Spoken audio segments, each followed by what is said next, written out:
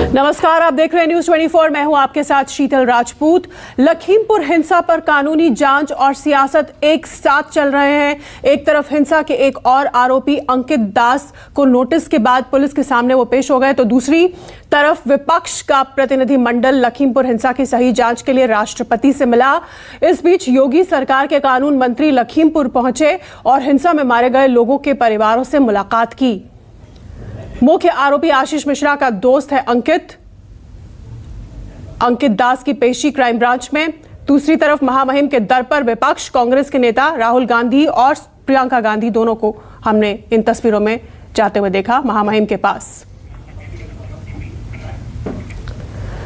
हिंसा के आरोपी और आशीष मिश्रा के दोस्त अंकित दास ने पुलिस के सामने सरेंडर कर दिया है। अब पुलिस मामले की तह तक जाने के लिए अंकित दास और उसके गनर लतीफ से पूछताछ कर रही है। किसानों को कुचलने वाली गाड़ियों में एक गाड़ी फॉर्च्यूनर भी शामिल थी, जो कि अंकित की है। पूछताछ में पुलिस इस मामले में अंकित की भूमिका की जांच कर रही है। आपको बता दें कि अंकित दास मंत्री के बेटे और हिंसा के मुख्य आरोपी आशीष मिश्रा का दोस्त है। अंकित दास को क्राइम ब्रांच ने नोटिस जारी किया था, जिसके बाद अंकित दास ने आज सरेंडर कर दिया। अंकित दास आशीष मिश्रा का दोस्त, नोटिस जारी किया गया था और आज क्राइम ब्रांच के सामने पेश हुआ। लखीमपुर खीरी हिंसा को लेकर कांग्रेस के 7 नेताओं के डेलीगेशन ने राष्ट्रपति से मुलाकात की। कांग्रेस नेताओं ने राष्ट्रपति से गृह मंत्री अजय मिश्रा के इस्तीफे और सुप्रीम कोर्ट की निगरानी में जांच कराने की मांग की। कांग्रेस नेताओं ने दावा किया है कि मंत्री के इस्तीफे के बिना लखीमपुर में न्याय संभव नहीं।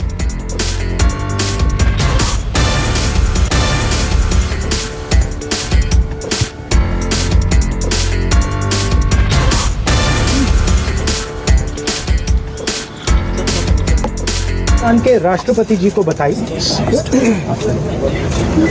और हमने उनसे कहा कि देखिए, ये सिर्फ इन परिवारों की आवाज नहीं है, ये हिंदुस्तान के हर किसान की आवाज है। उस आवाज को कुचला जा रहा है, दबाया जा रहा है और इस व्यक्ति ने हत्या से पहले देश के सामने कहा है कि अगर सुधरोगे नहीं तो मैं सुधार दूंगा। मतलब किसानों को धमकी दी और फिर उस धमकी पर एक्शन लिया और किसानों को मारा। तो हमने राष्ट्रपति जी से कहा कि देखिए, जब तक ये व्यक्ति मंत्री है तब तक न्याय नहीं मिल सकता है। इस मंत्री को हटा देना चाहिए और सुप्रीम कोर्ट के 2 सिटिंग जजेस की इंक्वायरी होनी चाहिए और जिन्होंने भी ये हत्या की है, मर्डर किया है, उनको सजा मिलनी चाहिए। शहीदों के परिवार हैं, उनकी ओर से, क्योंकि वो यहाँ नहीं आ सकते राष्ट्रपति जी के से मिलने के लिए, उनकी ओर से हमने उन्हीं की मांग उठाई है और हमें आशा है कि राष्ट्रपति जी इसके बारे में कार्रवाई जल्दी ही करेंगे। मैम, कोई आश्वासन राष्ट्रपति जी से इस मसले पर आपको मिला क्या? किस तरह की? उन्होंने आश्वासन दिया कि आज ही वे सरकार से इस पर चर्चा करेंगे। आप लोग लगातार ये मांग करते रहे गृह राज्य मंत्री को बर्खास्त किया जाए, अब तक सरकार ने बर्खास्त नहीं किया, यहाँ तक कि कोई बड़ी कार्रवाई भी नहीं हुई। राष्ट्रपति से कितनी आपको उम्मीद है कि राष्ट्रपति आपकी बात को सुनेंगे और इस पूरे मामले पर कार्रवाई करेंगे? देखिए, सरकार की जिम्मेदारी होती है कि देश की और जनता की आवाज सुने। ये मेरी मांग नहीं है, कांग्रेस पार्टी की मांग नहीं है, हमारे साथियों की मांग नहीं है, ये जनता की मांग है। और जैसे मैंने कहा, उत्तर प्रदेश के जन जन की मांग है और उन शहीदों के परिवारों की मांग है जिन्होंने अपने परिजन खोए। राष्ट्रपति से मिलने गए डेलीगेशन में शामिल मल्लिकार्जुन खड़गे ने न्यूज 24 के साथ एक्सक्लूसिव बात की। कांग्रेस का प्रतिनिधिमंडल राष्ट्रपति से मिलकर आया है लखीमपुर पूरे मामले पर। हमारे साथ जो है मल्लिकार्जुन खड़गे सर, राष्ट्रपति से आपने मुलाकात की, क्या बातें रखी आप लोगों ने और क्या आश्वासन? अब जो बताए ना, जो बातें वो बताए वही रखे हैं। वो कहे हैं कि हम जल्द से जल्द इसके ऊपर एक्शन लेंगे, गवर्नमेंट को मैं ये कहूँगा। आपको उम्मीद है सर न्याय मिल पाएगा? देखेंगे, उन्होंने तो आश्वासन दिया है। तो ये मल्लिकार्जुन खड़गे थे जिन्होंने कहा कि कि राष्ट्रपति ने आश्वासन दिया है राहुल गांधी को और पूरे इस डेलीगेशन को कि वो सरकार से बात करेंगे और मांग करेंगे कि जो मंत्री हैं उन पर कार्रवाई हो, और तब तक कांग्रेस जो है वो लगातार इसी तरह लखीमपुर मामले को जनता के बीच उठाती रहेगी और आंदोलन करते रहेंगे। नई दिल्ली से अमित पांडे, न्यूज़ 24। और हमारे साथ हमारे दो संवाददाता, हमारे पॉलिटिकल एडिटर रमन कुमार जुड़ गए इस खबर पर बात करने के लिए, और साथ ही मेरे साथ मेरे सहयोगी राहुल प्रकाश लखीमपुर से जुड़े हुए हैं। सबसे पहले मैं रमन कुमार के पास चलती हूँ। रमन, कांग्रेस बिल्कुल अडिग है कि इस मुद्दे को ज्वलंत रखना है, और इसी कड़ी में आज उन्होंने राष्ट्रपति से मुलाकात की और वो कह रहे हैं कि ठीक है, आपने आरोपी को पकड़ा और लोगों से पूछताछ हो रही है, लेकिन मंत्री का इस्तीफा होना जरूरी है।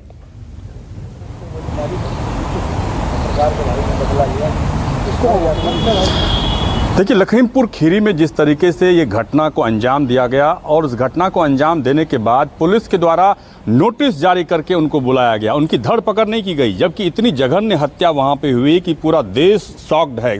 पूरा देश इस घटना के बाद आश्चर्यचकित है कि आखिरकार ऐसी घटना को कैसे अंजाम दिया गया, पुलिस प्रशासन क्या कर रहा था। कल अंतिम अरदास के दिन आपने देखा था कि पंजाब, हरियाणा और उनके परिवार के लोग दूर दूर से आए हुए थे। वहां पे मोटरसाइकिल और कार की भीड़ जमा थी वहां पे, और जिस तरीके से आक्रोश मन में था कि केंद्रीय गृह राज्य मंत्री, जिन्होंने पहले धमकी दी है कि अगर सुधरोगे नहीं तो सुधार देंगे, उस बयान को आधार बनाकर आज कांग्रेस पार्टी का डेलीगेशन राष्ट्रपति से मिला। और जैसा कि आज ही प्रियंका गांधी और मल्लिकार्जुन खड़गे ने कहा कि राष्ट्रपति ने कहा है कि वो सरकार से इस बारे में बात करेंगे, क्योंकि अगर एक गृह राज्य मंत्री का बयान आता है, उस बयान के बाद उनके बेटे की तरफ से इस घटना को अंजाम दिया जाता है, मुख्य आरोपी वो बनाए जाते हैं। ऐसे में गृह राज्य मंत्री के पद पर बने रहना क्या एक गलत संदेश नहीं जाएगा पूरे देश को? क्योंकि जिस तरीके से अपने प्रभाव का इस्तेमाल करते हुए उन्होंने इस पूरी घटना को अंजाम दिया और लगातार वो बचते रहे, कह रहे थे कि अपने बयान में कि उनका बेटा उनके घर पर है, यानी कि पुलिस अभी तक उनको अप्रोच नहीं कर पा रही थी। और जब काफी दबाव बढ़ने के बाद, कोर्ट के द्वारा संज्ञान लेने के बाद उनके बेटे को नोटिस जारी करके बुलाया गया और फिर गिरफ्तार किया गया। यानी कि पूरी तरीके से सिस्टम में एक जो खामी है, उस खामी को आज राष्ट्रपति के सामने उजागर करने की कोशिश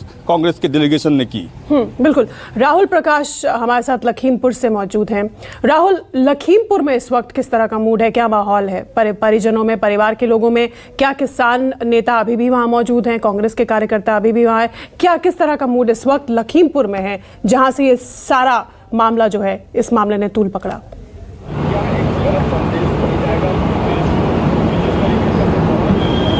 देखिए, जो जहां घटनाक्रम हुआ था वो तिकोनिया गांव है, यहाँ से लखीमपुर से कुछ दूरी पर है। वहाँ पे किसानों का कल अरदास सभा थी, उसके बाद किसान जा चुके थे, लेकिन किसानों ने अपनी बात रखने की बात की थी। जहाँ मैं मौजूद हूँ लखीमपुर खीरी में, यहाँ पर तस्वीर ये है कि अंकित दास ने आज पुलिस के सामने पेश किया, यानी सरेंडर हुआ। उसके साथ एक उसका गनर लतीफ़ वो भी सामने है। आशीष मिश्र से पुलिस पूछताछ कर रही है रिमांड पर लेकर। अब बात इस बात को लेकर आती है कि जो पूरा घटनाक्रम था, मुख्य आरोपी आशीष थे, उसके साथ जितने लोग रहे थे उनकी मौजूदगी और जिस तरीके का घटनाक्रम था, वो पूरा घटनाक्रम पुलिस समझना चाह रही थी। दूसरी तरफ आशीष अभी रिमांड पर है, रिक्रिएशन स्पॉट पर जाके करना होगा, ये करेगी पुलिस, तय करेगी कब करना है। आतिफ और लतीफ़ और ये जो अंकित दास है, इसकी गिरफ्तारी अगर होती है संभवतः, तो ये माना जाता है कि इस गाड़ी, जिस फॉर्च्यूनर गाड़ी पे काफिले के साथ, भीड़ के साथ जब वो निकल रहे थे, जब किसानों पे चढ़ाई गई थी, क्या उसमें अंकित भी थे, उसके साथ गनर वो भी मौजूद थे? ये एक बड़ा सवाल है, क्योंकि जांच में साफ होगा।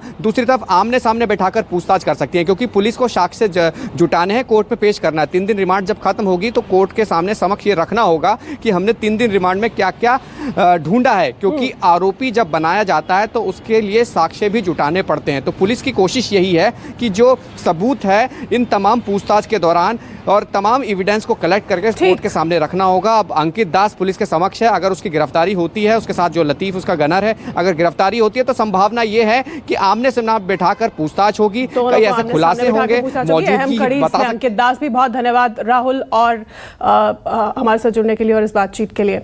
और अब आपको सीधे लिए चलते हैं हम जालंधर, जहां पर अरविंद केजरीवाल दिल्ली के मुख्यमंत्री मौजूद। इंडस्ट्रियल एरिया डिक्लेयर कर दिया, फिर भी परमिशन लेने आओ, तो वो जानबूझ के क्यों है? वो इसलिए कि नीयत खराब है, ऊपर बैठे हुए लोगों की नीयत खराब है। अगर ऊपर ईमानदार सीएम होगा, अगर ईमानदार मंत्रिमंडल होगा, मैं चैलेंज कर सकता हूं, नीचे का सारा ढांचा ठीक हो जाएगा अपने आप। ऐसा नहीं है, हो नहीं सकता। दिल्ली में करके दिखाया हम लोगों ने, दिल्ली के अंदर हमने करके दिखाया है। अब इस तरह की जितनी परमिशन होती थी सारी ऑनलाइन कर दी, अब आपको दफ्तर भी आने की जरूरत नहीं है किसी। तो ये लाल पुराने कानून, किसी ने सुझाव दिया था, मैंने लिखा है, पुराने सारे कानून ठीक किए जाएंगे, जितने कानूनों की जरूरत नहीं है सारे कानून खत्म किए जाएंगे। ऐसा सिस्टम बनाया जाएगा कि जो एग्जिस्टिंग इंडस्ट्री है, आपको सरकार के ऊपर समय बर्बाद करने की जरूरत नहीं है, आप अपने धंधे में समय बिताओ, आप फलो फूलो आगे बढ़ो, ये हमारा मकसद है। आप खूब तरक्की करो, खूब फलो फूलो, खूब कमाओ और उसमें से सरकार को और समाज को पैसा दो, ये हम चाहते हैं। तो ये लाल फीताशाही बंद की जाएगी, इंस्पेक्टर राज बंद किया जाएगा। आपको मैं दिल्ली के एक दो उदाहरण देता हूं, दिल्ली का ही अभी तो दे सकता हूं, थोड़े दिन के बाद शायद पंजाब के भी उदाहरण हम देंगे, चारों तरफ घूम घूम।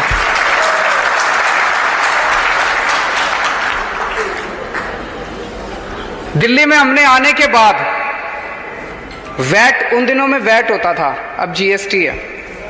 वैट डिपार्टमेंट के सारे इंस्पेक्टरों को घर बिठा दिया, हमने कहा खबरदार कोई नहीं जाएगा। रेड राज बंद कर दिया। पहले एक दो साल तो ऐसे थे, एक भी रेड नहीं हुई।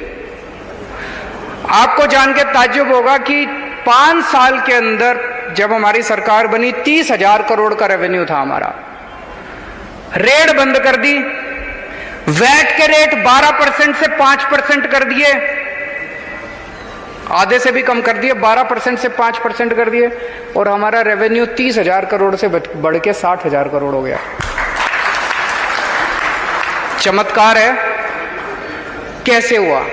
मैं बार बार ये कहता था, व्यापारियों पे भरोसा करके तो देखो, एक बार ईमानदारी से सरकार चला के तो देखो। इतना पैसा देंगे, इतना टैक्स देंगे व्यापारी झंझट नहीं चाहता, शांति से धंधा करना चाहता है। वो पैसे भी किस चीज के देता है? शांति खरीदने के पैसे देता है कि यार माफ कर, इतने ले जा, मेरा टाइम बर्बाद मत कर। व्यापारी के लिए तो टाइम ही पैसा है।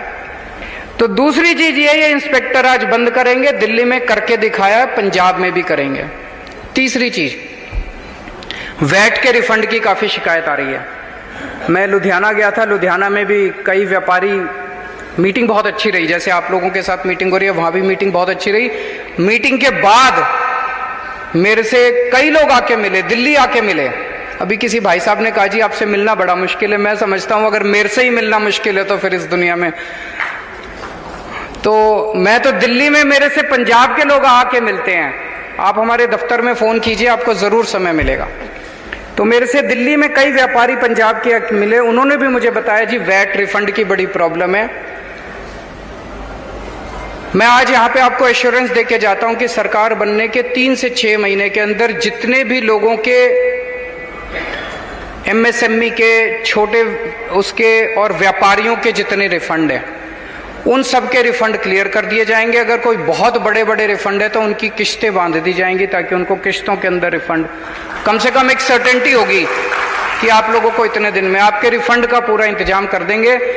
सबसे इंपॉर्टेंट तो व्यापारी के लिए कैपिटल होती है। अगर आपकी कैपिटल ही फंस जाए, और वो भी नॉन प्रोडक्टिव एसेट के अंदर फंस जाए, तो फिर आप कैसे अपना धंधा करेंगे? तो आपके रिफंड जो हैं वो हम 3 से 6 महीने के अंदर आपके सारे रिफंड हम क्लियर कर देंगे। चौथा पॉइंट था इंफ्रास्ट्रक्चर का। ये हमने दिल्ली में भी, जब मैं हमारे वहां पे 29 इंडस्ट्रियल एरिया हैं, यहाँ पे तो बहुत ज्यादा होंगे, पंजाब तो बड़ा स्टेट है। हर इंडस्ट्रियल एरिया की अपनी प्रॉब्लम, कहीं सड़क खराब है, कहीं पे पानी की दिक्कत है, कहीं सीवर खराब है, कहीं कुछ है, कहीं कुछ है। हर इंडस्ट्रियल एरिया की एसोसिएशन को हमने आके बुला के पूछा, भाई आप अपनी बता दो क्या क्या प्रॉब्लम है, और उसका सारे 29 के 29 एरियाज का हमने पैकेज बनाया, और वो सारा का सारा एक साथ बजट हमने अप्रूव कर दिया। मैं समझता हूं कि अभी क्योंकि सरकार नहीं संभाली, तो मैं पैसे कितने होंगे, बजट कितना होगा, मैं बहुत ज्यादा वो नहीं, लेकिन कोशिश करेंगे 1 से 2 साल के अंदर आपके सभी फोकल पॉइंट्स के, सभी इंडस्ट्रियल जोन्स के, और उस सभी इंडस्ट्री के जो फोकल पॉइंट्स के बाहर हैं, आप लोगों ने बताया 80% इंडस्ट्री आपकी फोकल पॉइंट के बाहर है, उन सारी इंडस्ट्री का इंफ्रास्ट्रक्चर, आपकी सड़कें, आपका पानी, आपकी सीवर, आपकी बिजली, जो जो आपके इंफ्रास्ट्रक्चर के प्रॉब्लम्स हैं 1 से 2 साल के अंदर हम आपकी सारी क्लियर कर देंगे। उसके लिए बजटरी प्रोविजन हम लोग कर देंगे। 5वां पॉइंट जो संधू साहब ने भी बोला, जैन साहब ने भी बोला, एनहेंसमेंट का 10 लाख की, ये मैं संधू साहब ने एक बड़ी अच्छी बात बोली कि जी हमने बादल साहब को भी बोला था, वो भी बोले कि चुनाव के बाद कर देंगे। हमने कैप्टन साहब को भी बोला था, उन्होंने भी कहा कि चुनाव के बाद कर देंगे। मेरी निवेदन है एक बार केजरीवाल को बोल के देखो।